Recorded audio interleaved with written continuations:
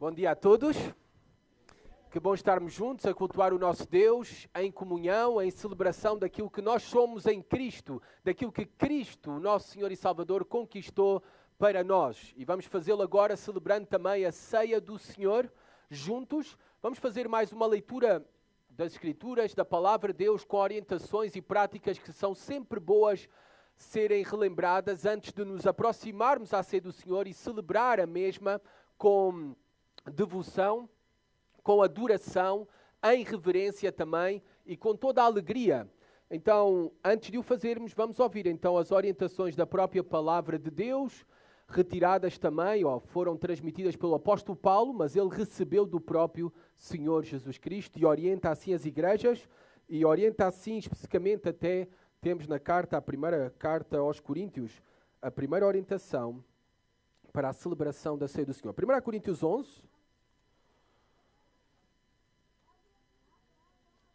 versículo 23 até ao versículo 29. Apenas estes versículos, rapidamente vamos fazer a leitura dos mesmos.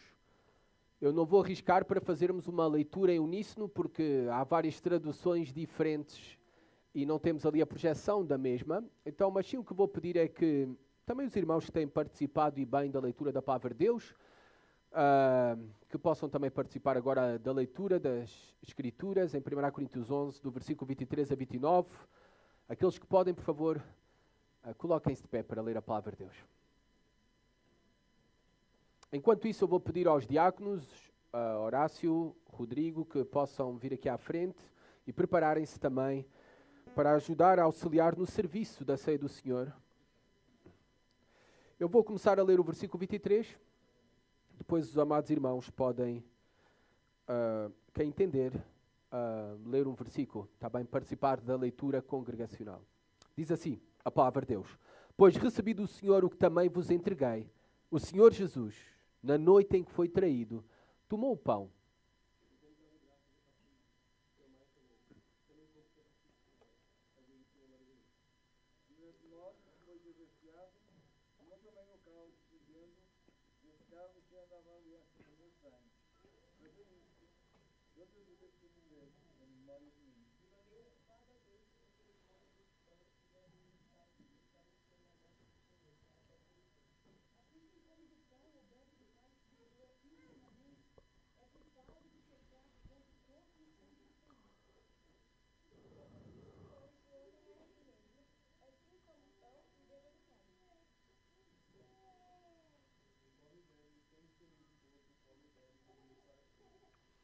Então aqui temos orientações para celebrarmos juntos como igreja a ceia do Senhor. O motivo pelo qual fazemos é por orientação e mandamento do próprio Senhor Jesus Cristo. Ele deixou-nos para usarmos o mesmo como uma lembrança para as nossas próprias almas, da sua mensagem para o mundo, sim, que transmitimos quando participamos juntos e nas nossas reuniões, mas também de tudo aquilo que Ele fez especialmente, especificamente, a cada um de nós, ao alcançar-nos pela sua graça e ao separar-nos para Ele e para os seus propósitos para todo o sempre. Pecadores que têm lugar à mesa da comunhão com Jesus Cristo, unicamente pela misericórdia, o amor, a graça manifesta por meio de Jesus Cristo. Então é isto que nós celebramos, e todos aqueles que já confessam a Jesus Cristo como Senhor e Salvador são bem-vindos a poderem participar da ceia do Senhor. Já confessam com as suas bocas, já deram profissão da sua fé por meio do batismo. Então, estão convidados a poder participar e celebrar. Claro que aqui também fica uma advertência, que devemos de participar com reverência, com temor, em espírito sincero e verdadeiro diante de Deus e dos homens. E para tal, temos que nos examinar. Temos que preparar-nos para este momento. Vamos ter então um breve momento, cada um, em silêncio, para poder examinar-se diante do Senhor, está bem? Poder ter este tempo em que se prepara no ato de adoração a Deus e que manifesta a verdadeira comunhão com Deus. Somos pecadores, mas que possamos agora confessar os nossos pecados e preparar-nos espiritualmente, porque temos a certeza que somos também em Jesus Cristo pecadores perdoados.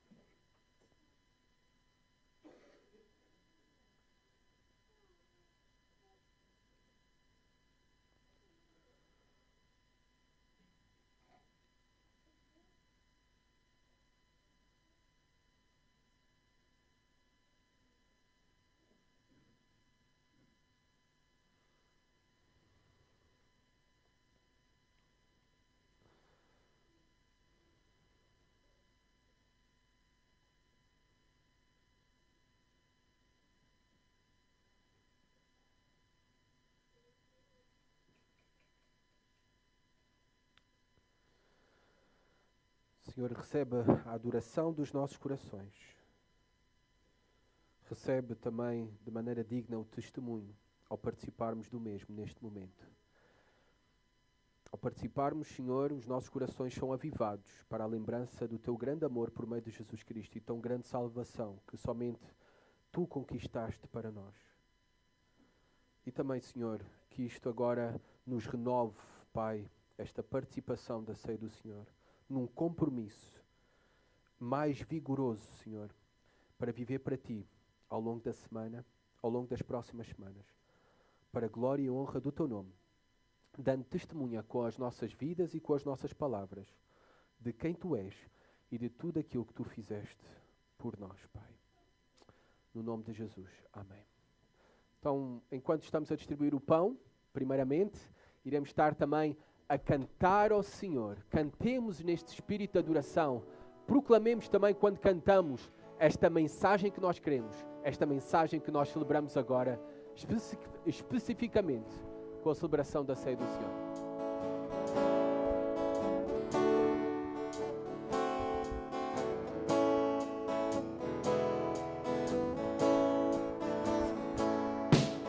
Da cruz se erigiu, dela aldeia fugiu, revelando vergonha e pavor. Mas eu amo a Jesus, que morreu nessa cruz, dando a vida por mim, pecador. Se eu amo a mensagem da cruz, suas bênçãos eu vou proclamar. Levarei eu também minha cruz, até por uma coroa trocar.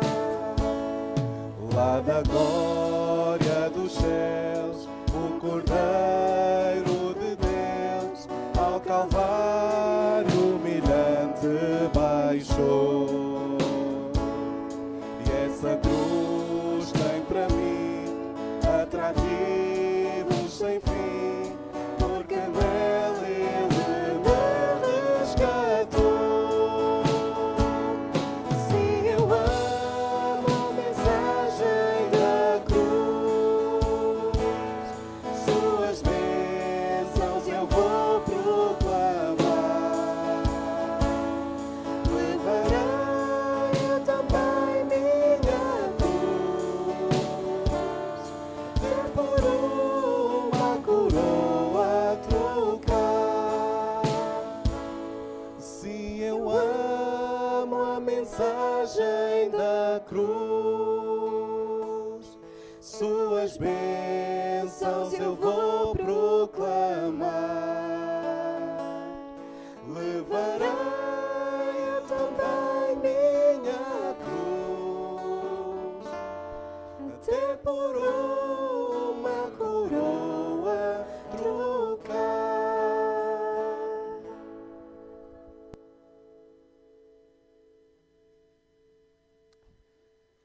Então vamos esperar que todos os irmãos possam ter o pão e participar. Então diz assim a palavra de Deus: Pois recebi do Senhor o que também vos entreguei. O Senhor Jesus, na noite em que foi traído, tomou o pão e depois de ter dado graças, o partiu e disse: Isto é o meu corpo que é dado por vós. Fazei isto em memória de mim. Por favor, amados irmãos, participem dele todos.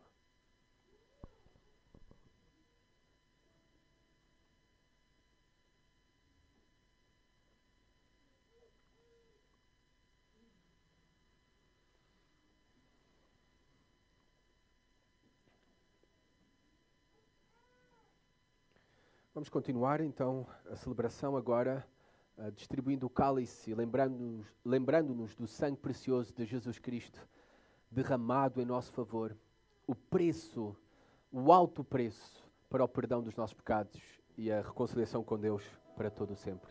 E cantamos ao Senhor também.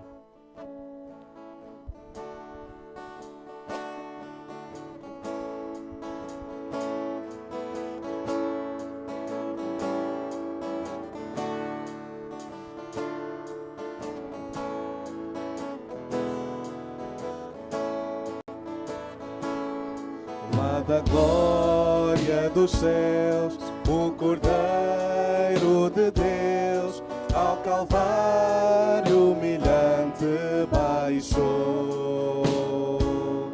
E essa cruz tem para mim atrativos sem fim, porque nela Ele me resgatou.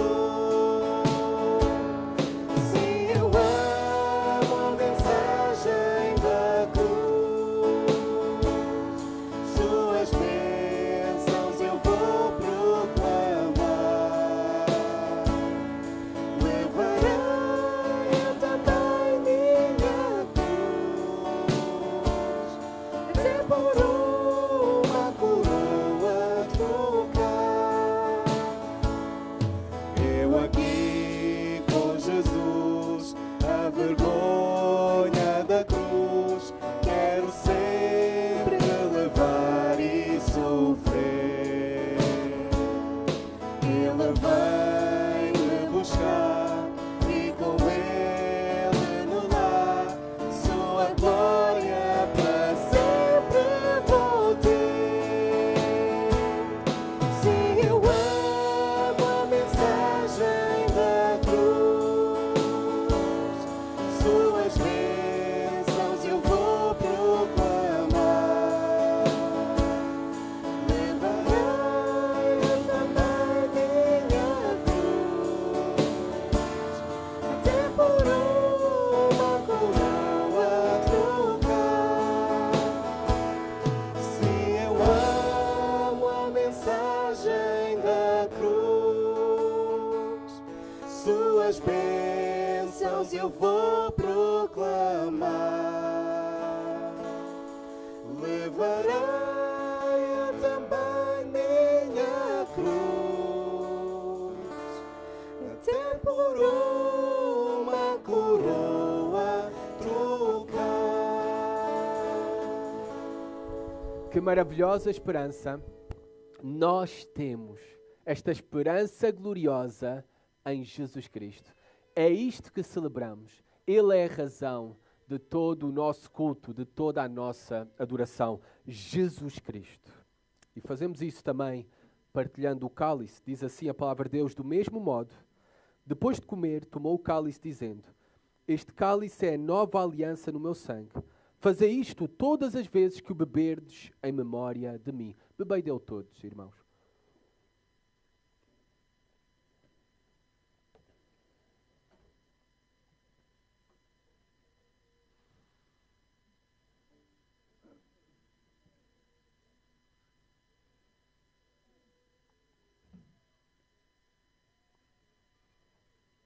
Vou pedir ao nosso irmão Rodrigo Catelli que possa guiar-nos, a todos nós, numa oração de ação de graças, de adoração, por quem é Jesus Cristo, por aquilo que Ele fez, por nós.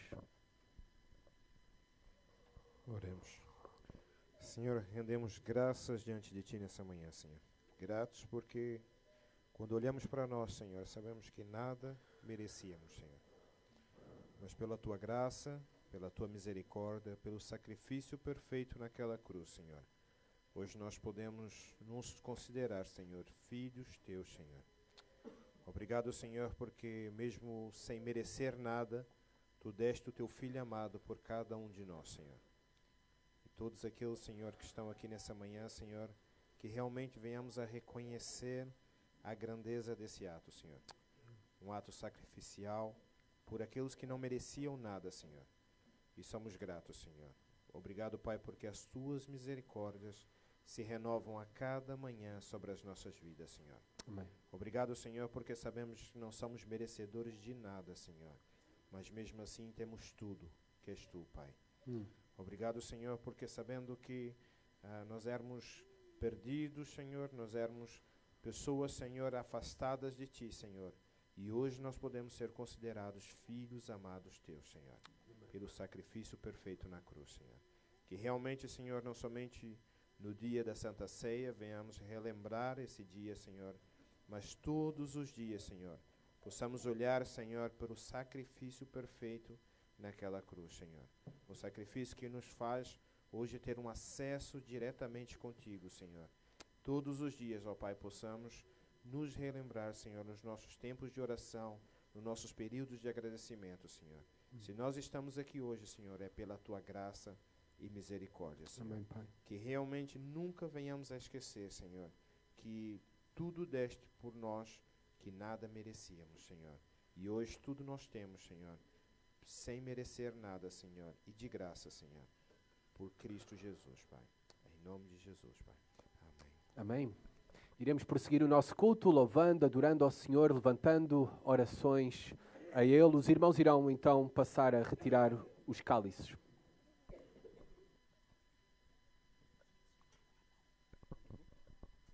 Queria pedir então ao irmão Moisés, por favor, e ao irmão Jefferson que nos possam ajudar com a recolha das ofertas.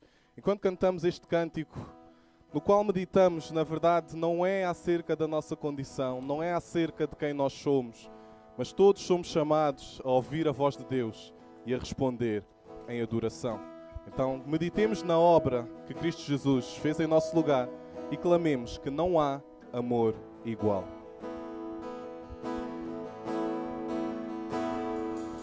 Se o cego te pode ver e o surdo te pode ouvir, que te ouça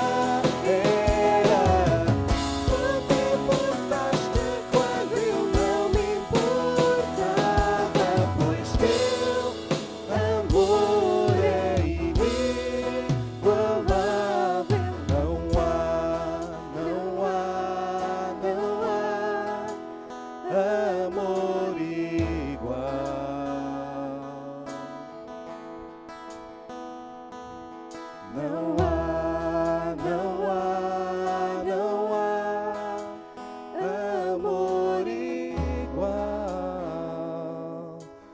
Senhor, agradecemos-te, Pai, porque tudo aquilo que nós temos e recebemos vem da tua boa mão. Obrigado porque tu és um Deus que não muda. Obrigado porque as tuas misericórdias não têm fim. Ó Senhor, que possamos render graças ao teu nome, porque tu és bom para conosco. Que possamos render graças ao teu nome para sempre, porque tu nos deste Jesus. E isso é tudo o que nós necessitamos, Senhor. Que nós clamemos a ti, que nós vivamos para ti e que em todas as coisas, Senhor, a nossa vida seja um testemunho vivo da obra e redenção por meio de Cristo Jesus, Senhor. Que tudo aquilo que nós façamos, tudo aquilo que saia da nossa boca, Senhor, possa honrar o teu nome e que, na verdade, nós vivamos o Evangelho, Senhor, e a Ele anunciemos em todo o tempo. Prepara os nossos corações, molda-nos, Senhor, para que sejamos receptíveis à Tua Palavra e possamos em todas as coisas, não somente ouvir a Tua voz, não queremos ser somente ouvintes, mas possamos obedecer à Tua Palavra, Senhor, e ser operosos praticantes da Tua Santa Palavra. É isto que pedimos no nome do Senhor Jesus. Amém. Podem sentar-se, irmãos. As crianças, elas vão ter também o seu tempo lá embaixo. Queria chamar aqui à frente o pastor Tiago para o tempo da mensagem da Palavra de Deus e relembrar também aos irmãos que temos ali a sala do berçário disponível para as crianças dos 0 aos 2 anos.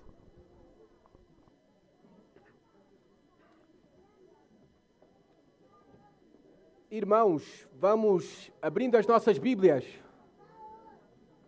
em 1 Samuel capítulo 1.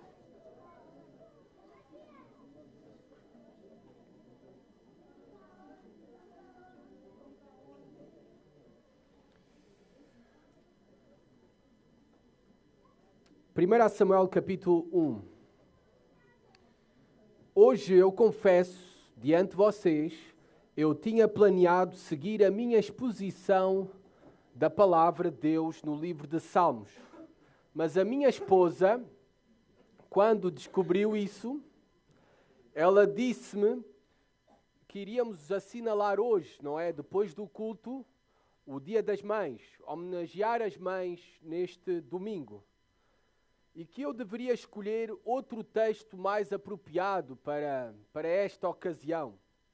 E eu, como esposo que tem a última palavra na minha casa, eu lhe respondi, sim, meu amor. E como tal, estarei a expor o texto de 1 Samuel. Depois tive que pensar e orar sobre o que é que iria expor esta manhã convosco. E só me vinha à mente, desde o início, e reforçada cada vez o que é que compartilhar com vocês, a história de Ana. A história sobre Ana. A história desta mulher e mãe muito especial, temente e consagrada a Deus, que pela graça de Deus teve um importante papel na história do cumprimento da palavra de Deus, das promessas de Deus, teve um papel especial pela graça de Deus na história da redenção. Ana. Então por isso não é tanto sobre a história de Ana, mas é sobre a história do Deus de Ana e como a usou para a sua glória. E eu considero que esta história é a melhor forma de eu homenagear todas as mulheres e mães aqui presentes. Porque na verdade fazemos muito bem em fazê-lo. Somos sinceramente e profundamente gratos a Deus por cada uma de vocês. Pelas mães, com os seus filhos, pela maternidade, mas também por ser mãe espiritual. Pelas mulheres aqui presentes e também pelas futuras mães. Cada uma de vocês é uma dádiva para a nossa igreja. É uma dádiva para o reino de Deus. É uma dádiva também para as futuras gerações. Agora, eu quero deixar claro, e isto é bom e saúde para vocês, mulheres, que o culto hoje não é sobre vocês. Vocês não são o centro deste culto, nem as mães neste dia. Esta mensagem não é sobre vocês. Esta mensagem também não é sobre Ana. Mas isto é, na verdade, o melhor que nós podemos oferecer a vocês e apontar. O melhor para todos nós aqui presentes, homens e mulheres. O que todos nós precisamos é mais da glória de Deus. Para assim sermos verdadeiramente transformados nos homens e nas mulheres que Deus quer que nós sejamos. E a glória de Deus nós a temos revelada na sua palavra. Então por isso vamos ver a sua glória que nos transforma e nos renova em 1 Samuel, capítulo 1. Vamos fazer a leitura deste texto juntos. Vai ser uma leitura de 28 versículos. Por favor, acompanhem-me na minha tradução Almeida, século 21. E diz assim a palavra de Deus. Havia um homem de Ramataim, Zufim, na região montanhosa de Efraim, chamado Elcana, filho de Jeroão, filho de Eliú, filho de Tou, filho de Zuf, efraimita. Ele tinha duas mulheres, uma se chamava Ana e a outra Penina. Penina tinha filhos, Ana, porém, não tinha. Todos os anos, esse homem subia da sua cidade para adorar e sacrificar ao Senhor dos Exércitos em Siló, onde os dois filhos de Eli, Ofni e Fineias, serviam como sacerdotes do Senhor. No dia em que Elcana oferecia sacrifício, costumava reparti-lo com a sua mulher Penina e com todos os seus filhos e filhas. Porém, dava uma porção em dobro a Ana, pois a amava, apesar de o Senhor tê-la deixado estéril. Mas sua rival a provocava muito, a fim de irritá-la, porque o Senhor a havia deixado estéril. Isso acontecia todo o ano. Quando subiam à casa do Senhor, Penina provocava Ana, que então chorava e ficava sem comer. Então seu marido Elcana perguntou-lhe: Ana, por que choras? Por que não comes? Porque o teu coração está tão triste. Não sou melhor para ti do que 10 filhos? Depois que comeram e beberam em Siló, Ana se levantou. Nessa ocasião, o sacerdote Eli estava sentado numa cadeira junto a um pilar do templo do Senhor. Com a alma amargurada, Ana orou ao Senhor, chorou muito e fez o seguinte voto: Ó Senhor dos Exércitos, se deres atenção à aflição da tua serva, te lembrares de mim e não te esqueceres da tua serva, mas lhe deres um menino, eu o dedicarei ao Senhor por todos os dias da sua vida, e navalha não passará pela cabeça dele. Enquanto ela orava ao Senhor, Eli observava os seus lábios. Como Ana orava em silêncio, seus lábios se moviam, mas não se ouvia a sua voz. Por isso, Eli pensou que ela estivesse embriagada. E lhe disse: Até quando ficarás embriagada? Deixa de beber vinho. Mas Ana respondeu: Não, meu senhor, sou uma mulher angustiada. Não bebi vinho, nem bebida forte, mas derramei a minha alma diante do Senhor. Não penses que tua serva é uma mulher sem valor, indigna, porque tenho falado até agora da minha grande ansiedade e aflição. Eli lhe respondeu: Vai-te em paz, e o Deus de Israel te conceda o pedido que lhe fizeste. Ela disse: Que a tua serva encontre graça diante de ti. Então a mulher seguiu o seu caminho e comeu, e a sua aparência deixou de ser triste. Depois disso, levantando-se de madrugada, adoraram o Senhor e voltaram para casa em Ramá. Elcana conheceu na intimidade Ana, sua mulher, e o Senhor se lembrou dela. Assim Ana concebeu e no tempo devido teve um filho ao qual chamou Samuel, pois ela dizia: Eu pedi do Senhor. Aquele homem, Elcana, subiu com toda a sua família para oferecer ao Senhor o sacrifício anual e cumprir o seu voto. Ana, porém, não subiu, pois disse a seu marido: Quando o menino for desmamado, eu o levarei para apresentá-lo diante do Senhor, para que fique lá para sempre. Elcana, seu marido, lhe disse: Faz o que bem te parecer, fica até que o desmames, apenas confirme o Senhor a sua palavra. Então a mulher ficou e amamentou seu filho. até desmamá-lo. Depois de desmamá-lo, quando o menino ainda era pequeno, ela o levou à casa do Senhor em Siló, com um touro de 3 anos, uma efa de farinha e um recipiente de couro cheio de vinho. Então sacrificaram o touro e apresentaram o menino a Eli. E ela lhe disse: Ah, meu senhor, tão certo como tu vives, meu senhor, sou aquela mulher que esteve aqui contigo, orando ao Senhor. Eu orava por este menino e o Senhor me concebeu o pedido que fiz. Por isso também o dedico ao Senhor. Ele está entregue ao Senhor por todos os dias que viver. E ali adoraram o Senhor.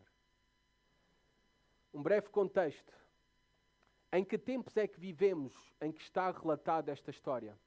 Se nós queremos saber qual é o contexto histórico, social, em que surge esta história, o contexto económico, político, religioso de Ana, do seu esposo Elcana, de todas as outras personagens que estão aqui, nós encontramos claramente num resumo descrito no livro de Juízes, que termina com o seguinte versículo, o livro de Juízes.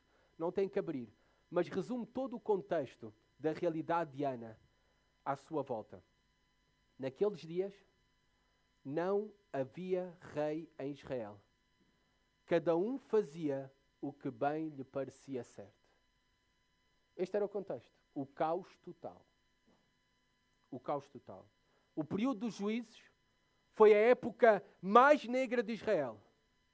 Por isso eu costumo dizer, não basta apenas teres a vontade de ler o livro de Juízes. Eu costumo dizer que tu também tens de ter estômago para ler o livro de Juízes.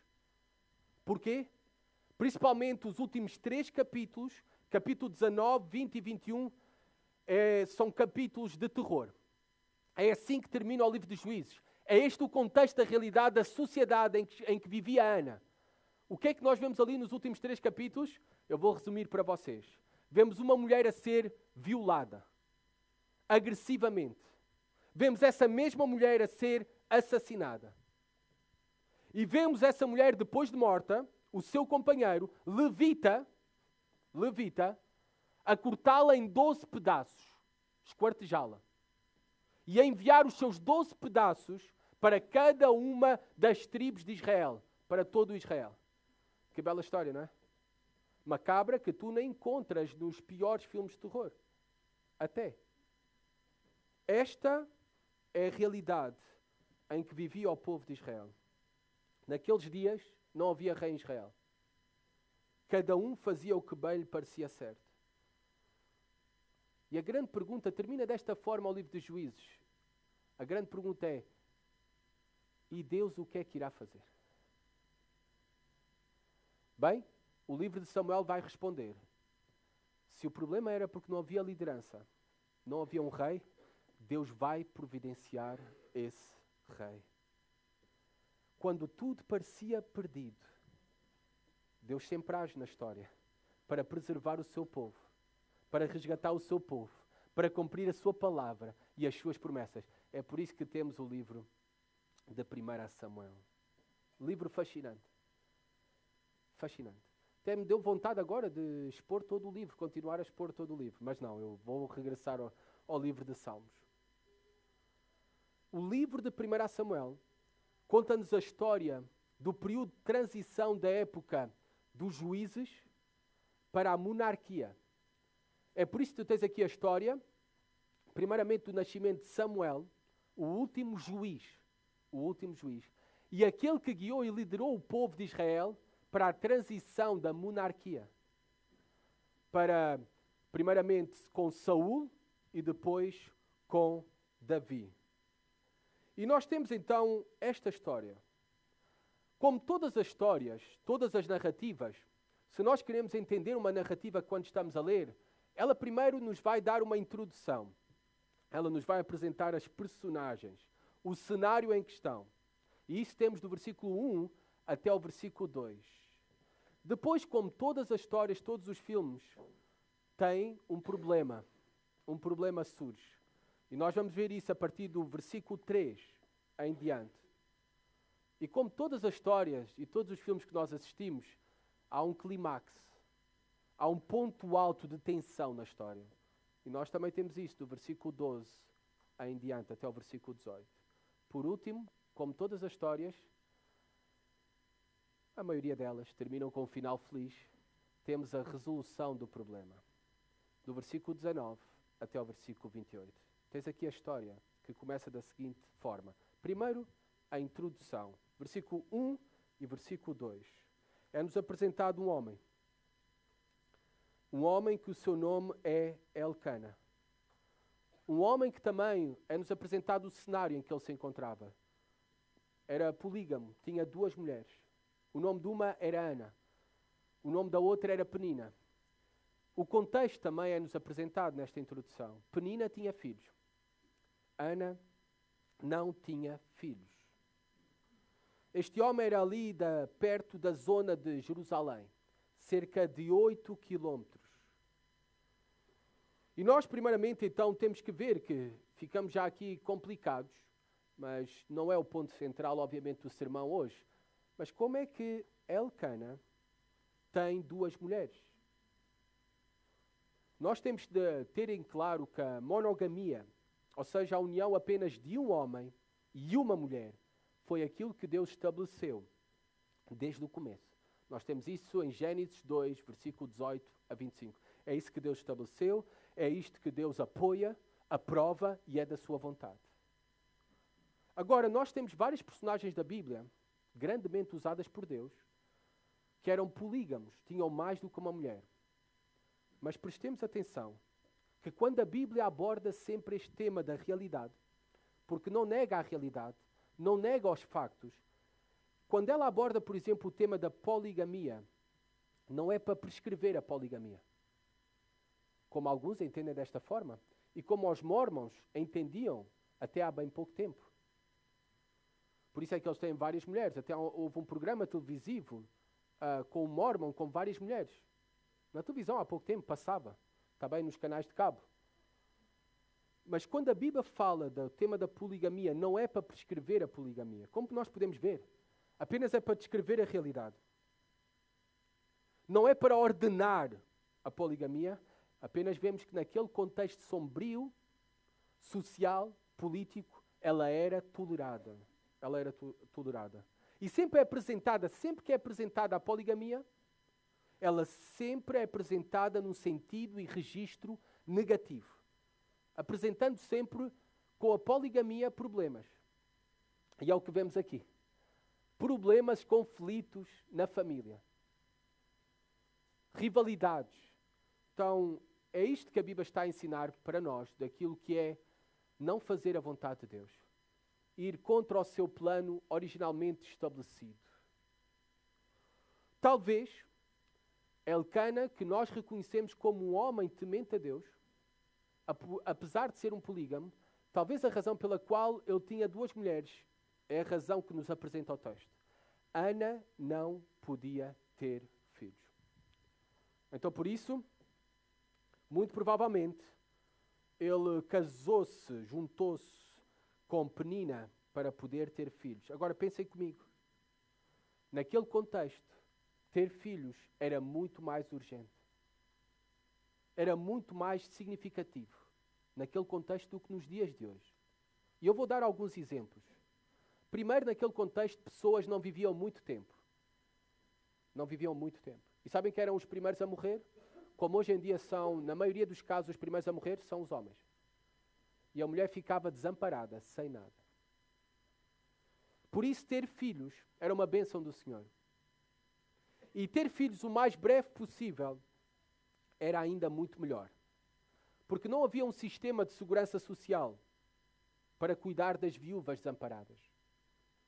Os filhos eram quem cuidavam dos pais. Não havia lares naquele tempo. Não podias colocar o teu pai e deixá-lo lá no hospital, no centro-dia. Não havia isso.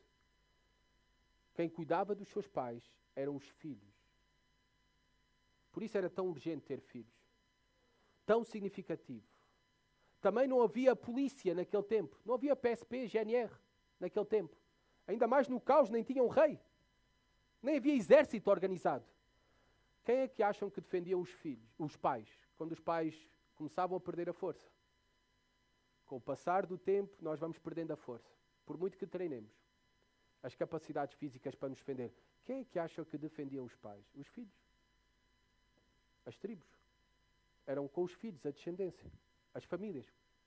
Então vocês veem que era urgente e significativo ter filhos. Por isso Elcana tenta ter uma solução em vez, como nós fazemos em muitas outras coisas da nossa vida. Em vez de esperar em Deus e confiar em Deus, queremos sempre resolver o mundo por nós mesmos. Então ele junta-se Penina, e Penina deu-lhe filhos. Agora, isto traz problemas.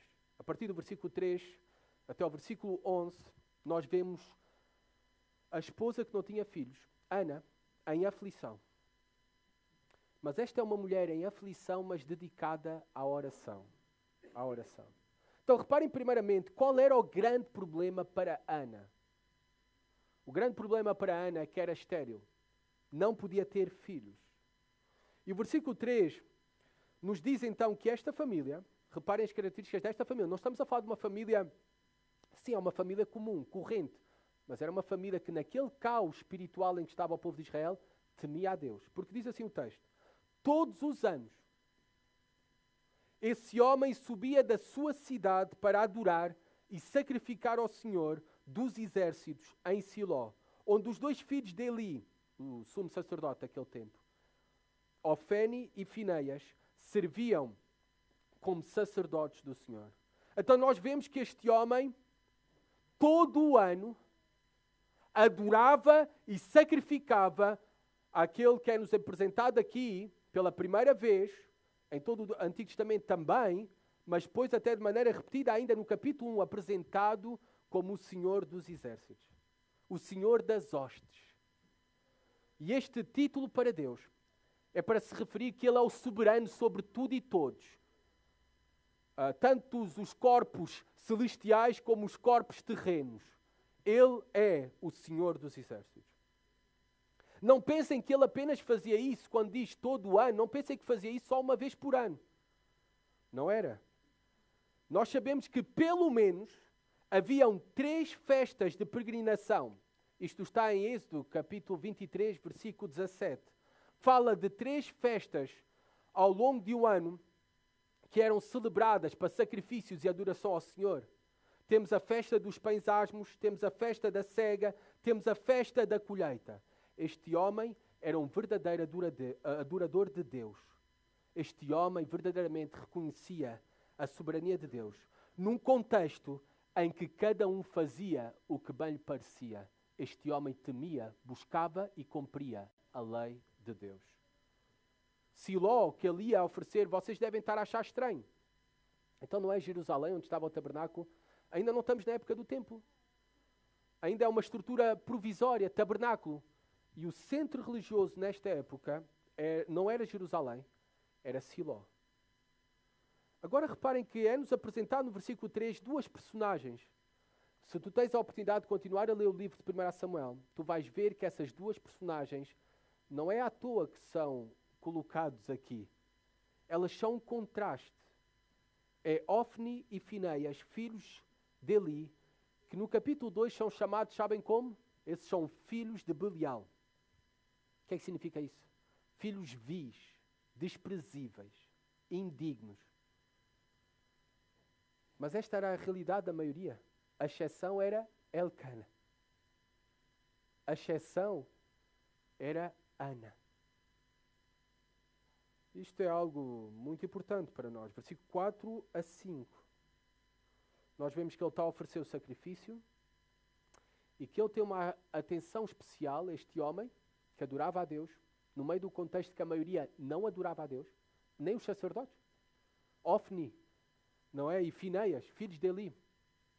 Usavam, sabe, o tabernáculo para quê? Para relacionamentos sexuais com prostitutas. Usavam os sacrifícios ali para roubar o povo, para comer. Churrasco todos os dias, com os sacrifícios do povo. Eram estes homens vis e desprezíveis. Mas Deus tem sempre o seu povo fiel. Sempre tem os seus fiéis. E Elcana era um deles. Um homem piedoso que amava a sua esposa. Reparem, ele sabia da condição da sua esposa, mas em vez de tê-la como uma maldita, que era o que muitos consideravam Ana por não ter filhos, que não era abençoada por Deus, que Deus não era favorável a ela. Aqui vemos um homem sensível à sua esposa. Era dedicado a Deus e dedicado à sua esposa. Reparem que, sabendo da condição de Ana, lhe oferecia atenção, diz o versículo 4, de uma maneira especial. Versículo 5. Dava uma porção da comida em dobro a Ana, pois a amava, apesar de o Senhor tê-la deixado estéril. Apenas o autor aqui, de um modo provocatório, mas também significativo para nós, a esterilidade de Ana não era o azar na vida. As coisas na vida não são acidentes. Não é azar. Nem o bom, nem o mau. É o Senhor. E aqui a palavra de Deus reconhece isso. Ele é o Senhor dos exércitos. E o Senhor a tinha deixado estéril. O controle soberano de Deus sobre tudo e todos, enfatizado aqui. Com as melhores das intenções, versículos 6 e 7, nós vemos que apesar dos esforços de dedicação à sua esposa, de amor, de sensibilidade, de recompensa para com Ana de Elcana, nós vemos que, na verdade, este favoritismo apenas só complicou as coisas mais dentro da família. Aumentou os ciúmes de Penina e levou a um maior conflito e rivalidade entre Ana e Penina. E os textos que nós lemos dizem, versículos 6 e 7, que Penina aproveitava a sua vantagem para provocar, irritar e humilhar a Ana todos os anos. Todos os anos. Cada momento especial em que ela via que eram os sacrifícios do seu esposo tinha uma atenção especial para com Ana, ela provocava. Seguramente disse coisas, Deus não é contigo. Seguramente tu não deves ser uma mulher íntegra, porque Deus não te abençoa como me abençoa a mim. Seguramente estás a sofrer o castigo de Deus sobre ti. Nem Deus gosta de ti. E novamente o texto diz aqui, versículo 7, versículo 6 ao final, porque o Senhor a havia deixado estéril. Novamente aqui, destacando que isto é obra do Senhor. Era um grande problema. Além de todo o problema fora de Ana, ela tinha um problema interior, pessoal. Não era só o contexto da sociedade de Ana. Ela era uma mulher sofredora também, pessoalmente, internamente. Estava numa grande crise. Numa grande crise. É assim que a palavra de Deus olha para não ter filhos. Hoje em dia, para muitas mulheres, isto até é uma bênção. Não querem ter filhos. É uma bênção hoje na sociedade. Uma bênção entre aspas, vocês entendem o meu tom sarcástico. Porque assim, muitas carreiras não são atrapalhadas. Assim, os seus corpos não são prejudicados. As suas noites não são interrompidas, nem as suas férias sacrificadas. É hoje em dia que se olha na nossa sociedade para o facto de ter filhos. É por isso que estamos a morrer. É por isso que a nossa civilização está a desaparecer e vai desaparecer. É o inverno demográfico. A civilização com os valores judaico-cristãos chegará a ser a minoria. E na Europa, se nada for alterado novamente por uma intervenção sobrenatural de Deus, ela irá acabar por desaparecer. Porquê? Porque hoje não olhamos para os filhos como bênção. Não olhamos para os filhos como bênção. E cada vez menos. Nós, como cristãos, temos uma responsabilidade de olhar para os filhos como bênção e multiplicar-nos de representantes de Deus aqui na terra. Para a bênção, não apenas nossa, para a glória de Deus. Para as futuras gerações, ter um testemunho cristão. E para a nossa civilização não cair no caos. Na Escritura se olha para filhos como bênção, como dádiva. Que grande privilégio ser mãe. Que grande privilégio. Apesar do grande sacrifício. Do grande sacrifício. Ana se entregava ao lamento e jejum por não ser mãe, por não poder ser mãe. A sua alma estava em profunda tristeza e necessidade. E como nos Salmos, nós temos visto que a atitude piedosa é quando estamos a sofrer, não podemos ser livres do sofrimento fora de nós, dentro de nós. E a solução é, e o que devemos fazer é buscar a Deus. Em aflição, devemos dedicar-nos à oração. À oração. E é isso que nós vamos ver Ana a fazer, a partir do versículo 9 a 11. Mas antes, está-me a dar aqui a Siri, a passar. O que é que eu posso fazer por você? Nada, Siri. Não podes fazer nada. Está bem? Não podes pregar, ok? Não podes substituir isto. Desculpem. Antes de entrarmos na oração de Ana, nós vemos no versículo 8 que Elcana tentava consolar. Elcana tentava consolar. Então seu marido Elcana perguntou-lhe: Ana, por que choras? Por que não comes? Por que o teu coração está tão triste? Não sou melhor para ti do que 10 filhos? Eu não resisto, eu ia passar por cima já para a oração da Ana, mas eu não resisto de falar aqui para as mulheres solteiras que estão aqui presentes. Para as mulheres solteiras. Minha amada irmã, a Bíblia, claro que a história principal aqui não é Elcana, não é Ana, mas temos exemplos para as nossas vidas, dignos de imitar. E minha amada irmã, uma lição para ti, através do exemplo da história deste homem, Elcana, busca um homem que seja como Elcana, que se dedica ao Senhor primeiramente, que adora ao Senhor, que conduz outros à adoração ao Senhor. E se ele se dedicar ao Senhor, está segura que se irá dedicar a ti. Como vemos um esposo dedicado à sua esposa, sensível, que mostrava amor, que buscava consolá-la.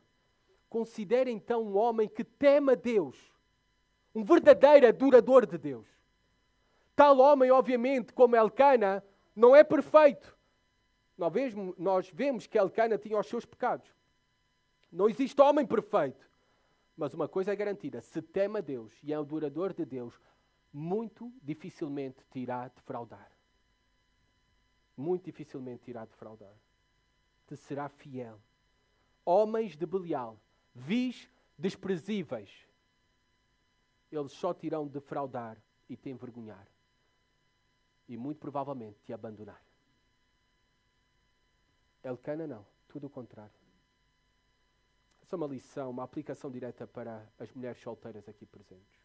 Pensarem muito bem com quem irão casar. Agora sim vamos à oração de Ana. A promessa, o voto de Ana quando orou ao Senhor, nós temos do versículo 9 ao versículo 11. Depois que comeram e beberam em Siló, Ana se levantou. Nessa ocasião o sacerdote Eli estava sentado numa cadeira junto ao pilar do templo do Senhor. Com a alma amargurada, Ana orou ao Senhor, chorou muito e fez um voto ao Senhor. A sua alma estava angustiada, atribulada. E o que ela fez? Oração. Oração. Lamentação. Chorou muito, diz o texto. Será que nós somos como Ana? Será que tu és como Ana? Como é que tu és como mãe? Quando tens problemas com o teu marido? Quando tens problemas, dificuldades com os teus filhos? Quando as coisas não correm bem no teu trabalho, tu buscas o Senhor? Quando estás em aflição, tu derramas a tua alma perante Ele? Nós confiamos em Deus? Se confiamos em Deus, seremos homens e mulheres de oração. Ana estava em aflição e a solução é dedicar-se à oração. À lamentação diante do Senhor. Esta é uma grande lição para nós. Porque a tendência quando temos assim a alma como Ana, para as mulheres, mas não só para as mulheres, para todos nós, a tentação é isolar-nos. A tentação é entregar-nos aos sintomas de depressão. Ficar na nossa calma, na nossa cama, não enfrentar a realidade. A tentação é confiar somente em fármacos. Deixar de reunir-nos com o povo de Deus, de buscar a Deus, de dedicar-nos à oração. Deve ser tudo ao contrário.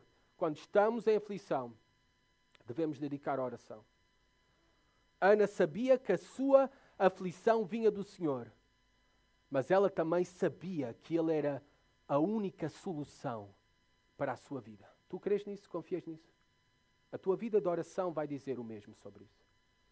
E se tu pensas que não tens tempo para orar, nós sabemos que o nosso telemóvel nos diz quanto tempo passamos à frente do ecrã. E ao final de cada semana tu vais ver que tens tempo suficiente para orar. O problema de nós não orarmos é um problema de fé. É um problema de fé. É um problema de confiança em Deus. Mas Ana era uma mulher que confiava em Deus. Por isso buscava a Deus. Esta é a melhor coisa que tu podes dar aos teus filhos. Mães, é para vocês agora essa aplicação. A melhor coisa que tu podes dar aos teus filhos não é perfeição, que fazes tudo bem porque não consegues, não é estar sempre forte, não é eles não verem-te a chorar. A melhor coisa que tu podes dar aos teus filhos, ao teu esposo, é uma mulher que responde com fé, que confia no Senhor, que busca o Senhor. Uma mulher de oração, que ora por eles, que ora pela sua casa, pela sua família, pela sua igreja. Essa é a melhor coisa que tu podes oferecer. E é o exemplo que vemos em Ana. Ela faz um voto ao Senhor, na oração, ela faz uma promessa ao Senhor. E ela é bem específica no versículo 11. Pede por um menino. Não sei se alguma mãe aqui já pediu especificamente a Deus por um menino, tá bom? Ana o fez, então não há nenhum problema em fazê-lo. Okay? Mas aceitamos tudo com grande alegria, honra, tá bem? Ela pede especificamente por um filho homem, um menino. E compromete-se. Porquê? Porque ela queria um filho para consagrar, separar para Deus os seus propósitos, para o serviço a Ele no templo. Não apenas por um período de tempo. Ela faz uma promessa de entregar e consagrar o seu filho para sempre. O voto de Ana tem aqui elementos do voto nazireado. Nós temos este voto em Números 6.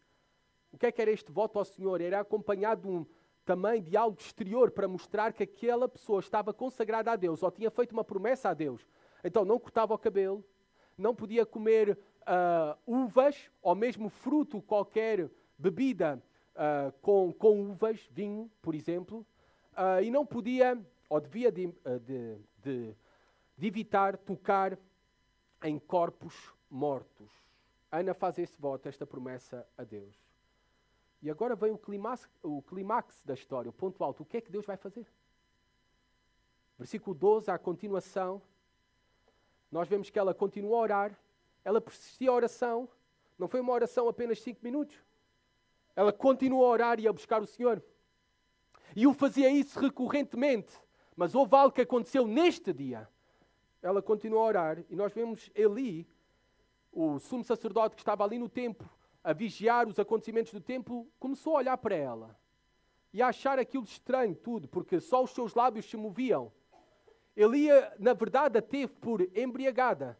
Eu costumo dizer, quando eu vejo um bêbado na rua, eu costumo dizer em jeito de brincadeira, ó vinho, larga o homem. Para aqueles que estão perto de mim, ó vinho, larga o homem. Para identificar ali está alguém tomado pelo vinho. Ó vinho, larga o homem. Mas na verdade Eli o que disse foi, ó mulher, para Ana, larga o vinho. Larga o vinho. E esta era uma acusação grave. E na verdade o que vemos aqui é toda a insensibilidade espiritual de Eli, que é o mais perturbador aqui. O mais perturbador é toda a insensibilidade do sumo sacerdote, daquele que hoje em dia seria como um pastor para o povo de Deus, para guiar outros à adoração a Deus, para ensinar.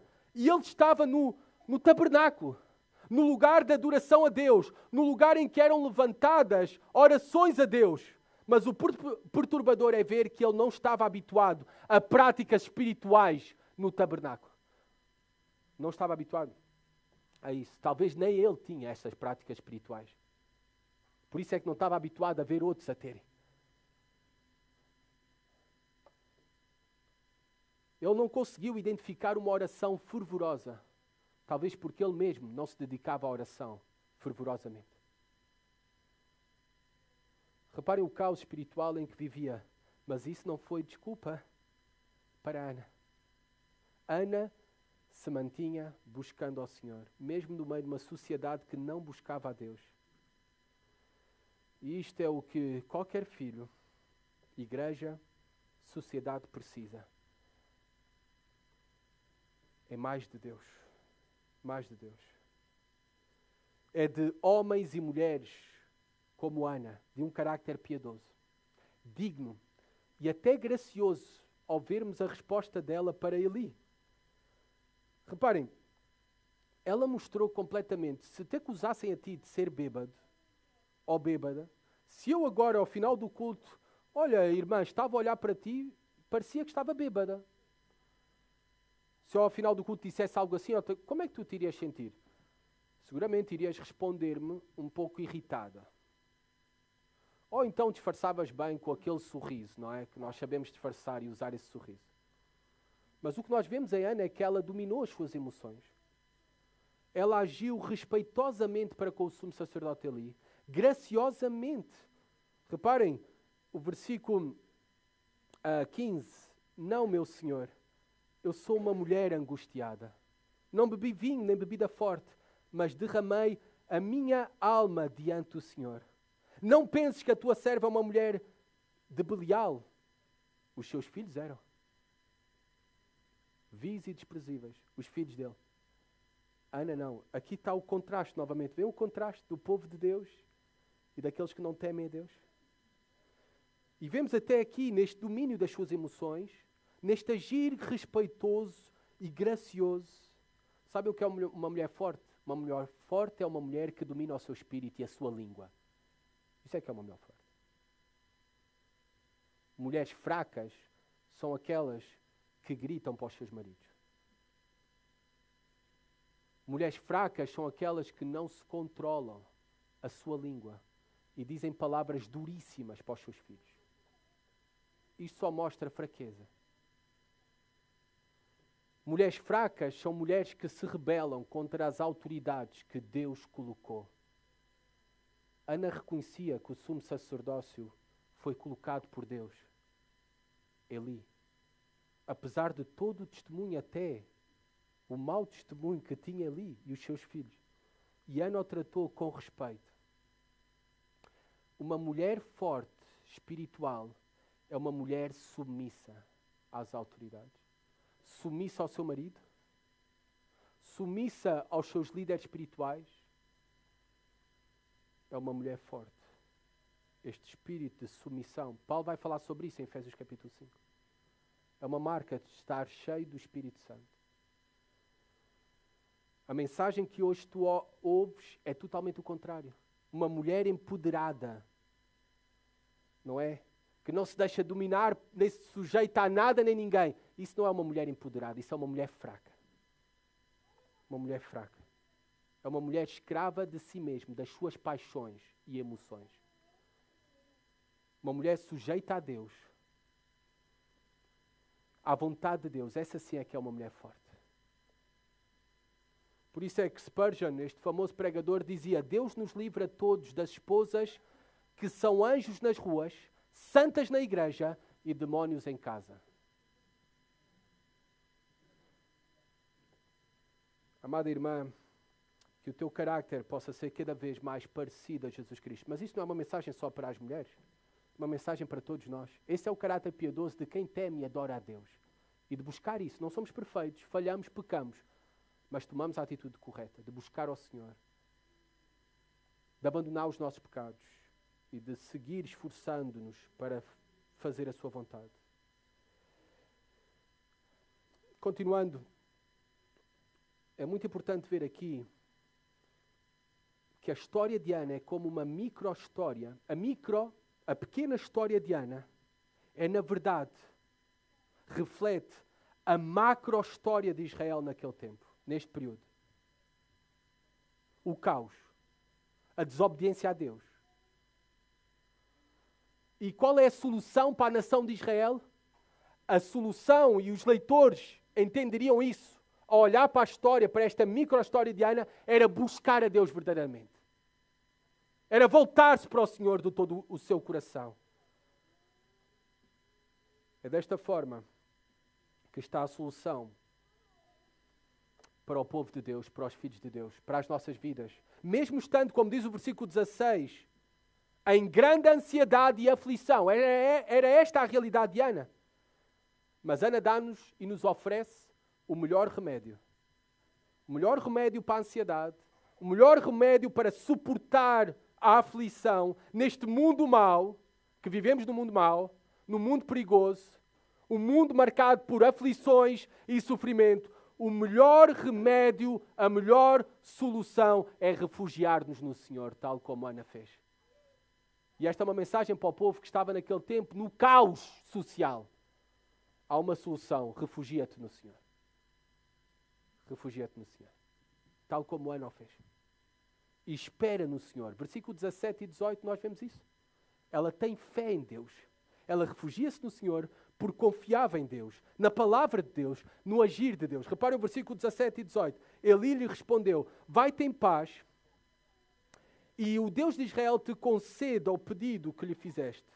Ela disse que a tua serva encontre graça diante de ti. Então a mulher seguiu o seu caminho e comeu, e a sua aparência deixou de ser triste.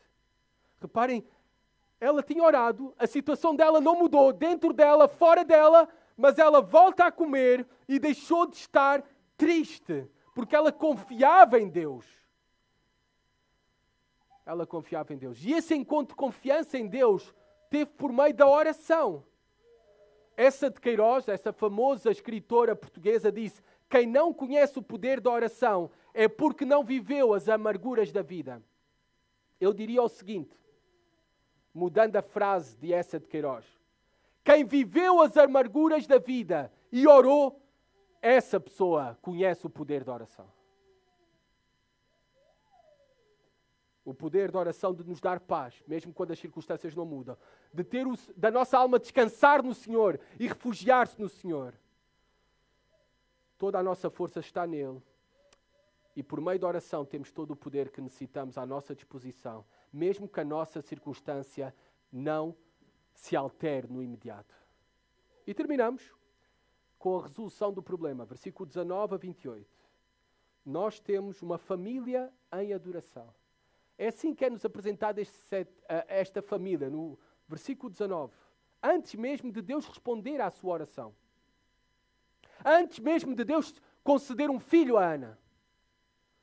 Nós vemos esta família, aqui no versículo 19, a adorar o Senhor. Depois disso, levantando-se de madrugada, adoraram o Senhor, voltaram para casa. Elcana conheceu na intimidade, isto é, relacionamento sexual, conheceu a Ana, sua mulher, e o Senhor se lembrou dela. Vocês lembram-se qual foi o pedido em oração de Ana? Senhor, lembra-te de mim. E aqui está a resposta. O Senhor se lembrou dela. Agora, isto não é uma promessa que todas as mães estéreis vão ter filhos, se fizerem tal como Ana. Não é uma promessa. É apenas a constatação de uma ação graciosa, especial de Deus para com uma filha sua, Ana, de maneira específica. Porque vocês pensem comigo, havia outras mulheres piedosas estéreis em Israel naquele tempo, que oravam e buscavam ao Senhor. E que não tiveram as suas orações respondidas. Mas Ana teve.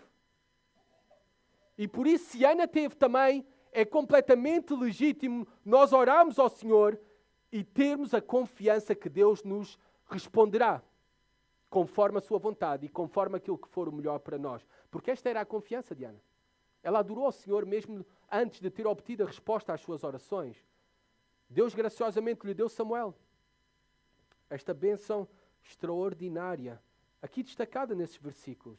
Ela diz isto mesmo, porque eu pedi ao Senhor. Eu recebi do Senhor, foi do Senhor. Filhos são bênção, são dádiva de Deus, extraordinárias. Por favor, limpem e apaguem da vossa cabeça toda a sujeira que esta cultura e o feminismo têm despejado sobre a nossa cultura, sobre um olhar completamente diferente de ter filhos. Ter 3 filhos hoje em dia já é considerado por muitos como insanidade. Uma loucura. A moda agora na Europa é não ter filhos. Quanto muito um filho. E tudo é feito nesta cultura com o propósito de não termos filhos. É aborto, é pílula do dia seguinte, é pílulas hormonais, que são abortivas também. Vai ler a bula. É operações, a não ser em casos, obviamente, em que a saúde da mulher está em risco, mas operações para não terem filhos, vasotomia, laqueação de trompas, não ter filhos. Claro que aqui há exceções, cada caso é um caso em que a saúde está em risco. Mas isto é as consequências imprevisíveis de uma sociedade e uma filosofia de não ter filhos. Ainda estamos por conhecer as consequências imprevisíveis para a sobrevivência da nossa civilização. Mas os especialistas falam sobre isso. O inverno demográfico da nossa cultura, da nossa sociedade. Filhos são presente de Deus. Ter filhos é uma missão gloriosa. Esta é a mensagem. Lembra-te disso todas as noites em que estiveres sem dormir. Todas as noites do teu esgotamento, das tuas muitas dores de cabeça, do teu coração apertado e afligido. Mas lembra-te, são uma dádiva do Senhor para ti. Ela entrega então ao Senhor Ana quando o desmamou. No Antigo Oriente Próximo, uma criança era desmamada mais tarde do que o habitual hoje. Hoje, dependendo da mãe, cada caso, mas com 6 meses, com 1 ano, quanto muito 2 anos, é o que recomenda até, os médicos recomendam hoje em dia, mas naquela cultura era mais tarde. Em casa era até 3 anos, 4 anos, casos até aos 5 anos, no Oriente Médio Próximo. E ela cumpriu de cuidar o seu filho até estar pronto, desmamado, não é? Até ser uma criança. Ela ficou com o menino e cuidou o seu filho em casa. E ela abraçou esta missão. Eu vou aguentar falar sobre isso, mais detalhes. Só vou dizer que para Ana, ela abraçou a sua missão de mãe com alegria.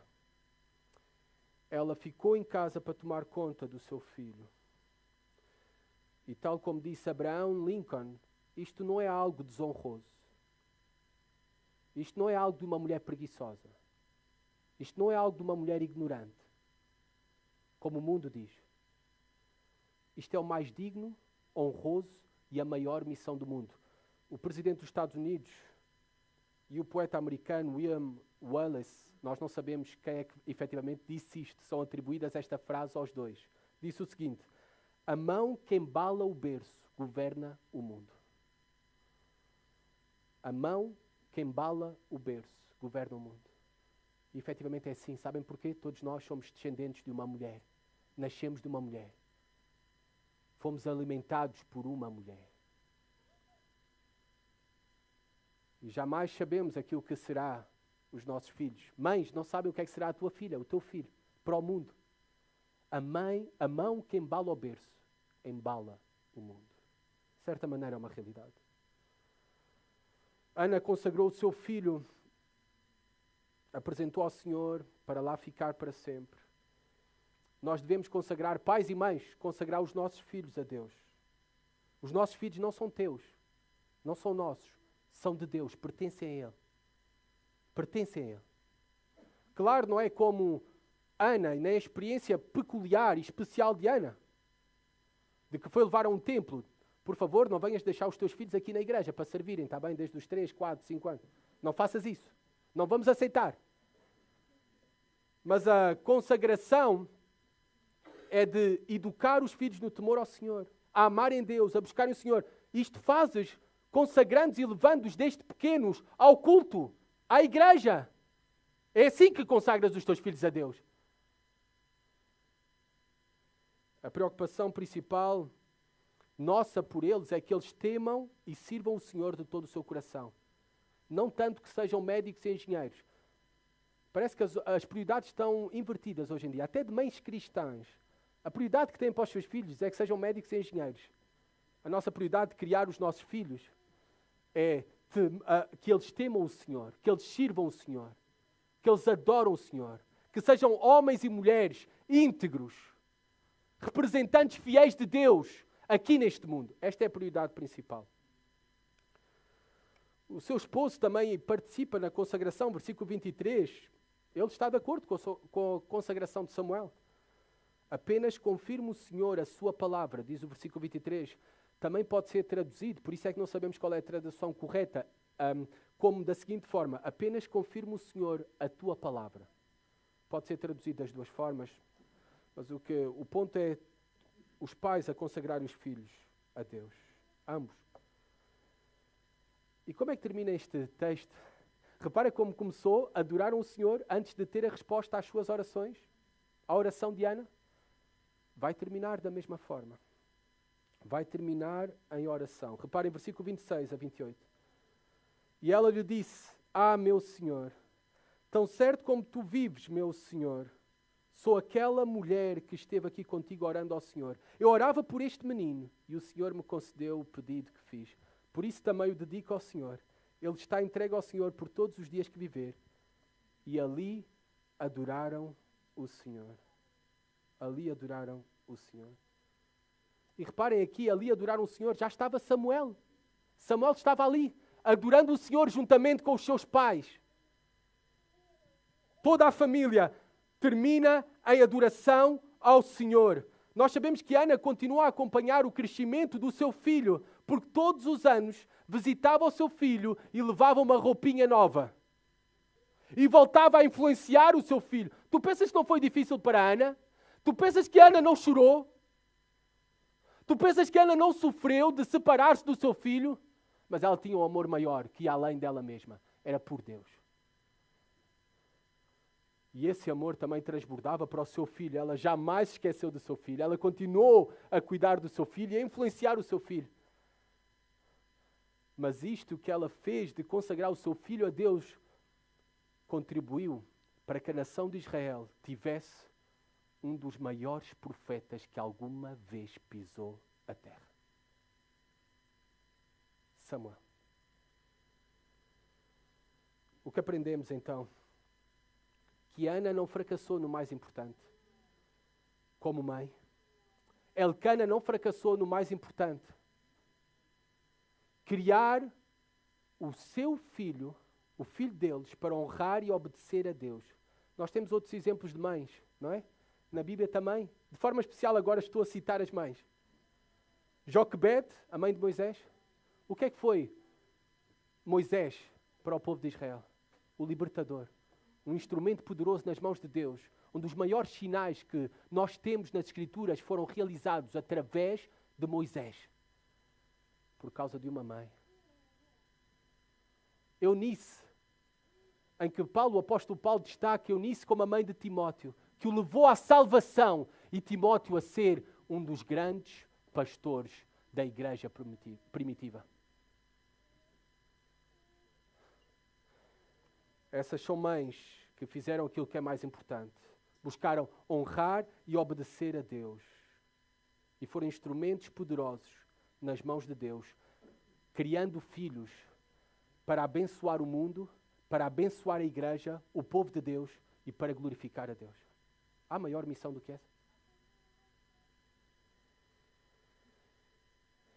Algumas breves aplicações para todos nós ao ler esta história, esta micro-história, mas pensando na macro-história. Mesmo na aflição, mesmo quando tudo pareça perdido, devemos orar sempre e sempre adorar ao Senhor, confiando que Ele é fiel e capaz de fazer infinitamente mais. Ana nunca viu aquilo que Samuel se tornou. Não chegou a ver? Um dos maiores profetas de toda a história. Mas ela confiou em Deus. E ela consagrou a sua vida para Deus. E por isso hoje, passado cerca de mais de 3.000 anos, estamos a falar de Ana. Estamos a falar de Ana. E dela como instrumento nas mãos de Deus. Para aqueles que talvez estão aqui pela primeira vez, ou ainda não consideraste o seguinte: há um Deus que governa. Não há sorte ou azar na vida. Ele é o Senhor dos exércitos, o soberano. É esse Deus que todos nós devemos temer. É aquele que Jesus diz que devemos temer, porque tem o poder de fazer perecer no inferno tanto a alma como o corpo. Tu temes a esse Deus? Tu vives para esse Deus? Também a confiança ao ler esta micro-história, esta história pequena, quando tudo parecer perdido na tua vida, ou para o povo de Deus, nós devemos confiar que Deus vai agir para abençoar o seu povo e para preservar o seu povo por meios comuns e improváveis, tal como foi por uma simples mulher estéril. E a sua perseverança na oração e a sua maternidade fiel, criação de um filho no temor ao Senhor, consagrá-lo ao Senhor. Meios simples, comuns, nada extraordinários, mas Deus por meio disso fez coisas extraordinárias. Deus pode fazer coisas extraordinárias simplesmente por o meio do ordinário da tua vida, da minha vida. E para mães, de forma especial, Deus pode fazer algo extraordinário pela tua fidelidade como mãe. Como mãe. Consagrado ao Senhor e influenciando os teus filhos para serem consagrados também ao Senhor. O teu filho pode vir a ser o futuro Samuel. A tua filha pode vir a ser a futura Ana. Instrumentos para mudar toda uma nação e abençoar as nações. Pensa nisso cada vez que estiveres a mudar uma fralda. Pensa nisso cada vez que passares uma noite sem dormir. Pensa nisso cada vez que trouxeres o teu filho à casa de Deus. Meios comuns e ordinários que Deus pode transformar em extraordinários. Tudo começou primeiro com uma mulher, com uma mãe, na vida de Samuel. É por isso que podemos terminar adorando o Senhor em todo o tempo e que o seu louvor esteja continuamente na nossa boca, como esteve na boca de Ana. No capítulo 2 temos o cântico de Ana, uma oração transformada em poema com um cântico. Ela canta ao Senhor. Este é o fim da oração e cântico de adoração de Ana. Ela confiava em Deus e no poder de Deus para cumprir a sua palavra. E essa também deve ser a nossa confiança em todo o tempo, em toda a circunstância, na nossa paternidade e na nossa maternidade e no futuro de bênção de Deus para nós e para os nossos lares. Qual era? Reparem o que diz aqui Ana no final do seu cântico, 1 Samuel 2, 9 e 10. Ele guardará os pés dos seus santos, mas os ímpios ficarão mudos nas trevas, pois não é pela força que o homem prevalecerá. Os que lutam contra o Senhor serão despedaçados. Trovejará desde os céus contra eles. O Senhor julgará as extremidades da terra, dará força ao seu rei e exaltará o poder do seu ungido. Sabem do que é que Ana está a falar? Está a falar de Jesus Cristo, deste Rei glorioso, este Rei dos reis e Senhor dos senhores. É nele que está e deve estar a nossa confiança e toda a consagração da nossa vida em todas as coisas, inclusive da nossa paternidade. E mães, hoje é para vocês de maneira especial, da vossa maternidade. Porque imagina tudo aquilo que Deus pode fazer através do seu povo. Ao ver tudo aquilo que Deus fez para cumprir a sua palavra e abençoar o seu povo e a nação de Israel através de uma simples, jovem mulher estéril. Não foi assim que fez com uma simples, jovem mulher virgem, Maria, do qual dela veio o Salvador do mundo. Por isso, glória somente a Deus. É nele que está a nossa esperança, que a nossa fidelidade resultará também em louvor para a sua glória e em bênção para muitos.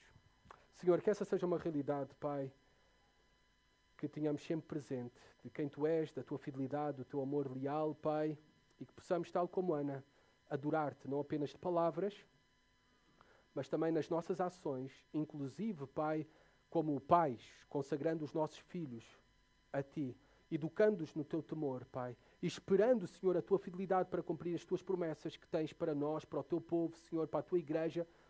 Todas elas estão garantidas por Jesus Cristo. Também Ele, descendente da mulher, Pai, e através dele a salvação do mundo e a nossa esperança eterna, Senhor. deste Rei glorioso para todo o sempre, Jesus Cristo, Pai. É por isso que nós cantamos, é por isso que te adoramos. É em Ti e unicamente em Ti que está a nossa confiança e esperança. Que tenhamos vidas consagradas, Pai, verdadeiramente a Ti. Amém.